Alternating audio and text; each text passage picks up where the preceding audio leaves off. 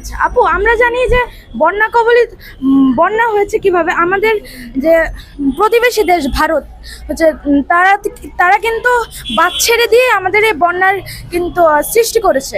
তো এই বন্যার সৃষ্টি করেছে, তো হচ্ছে তাদের ফলে কিন্তু আমাদের বাংলার মানুষ কিন্তু ক্ষতিগ্রস্ত হচ্ছে। তারা কি হচ্ছে তারা অনেক যারা আওয়ামী লীগ সরকারের আমলে কিন্তু বলতো তারা আমাদের প্রতিবেশী, কিন্তু আসলে কি তারা আমাদের প্রতিবেশী নাকি অন্য কিছু? অবশ্যই না। আওয়ামী লীগ সরকার ছিল মোদির নাচানো পুতুল।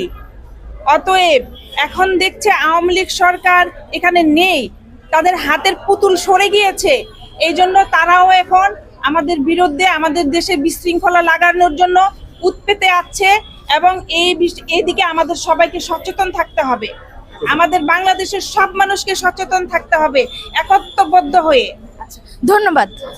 ঠিক আছে, আপনার কাছে আমার একটা প্রশ্ন ছিল, আমি পরবর্তীতে জয়েন করেছি।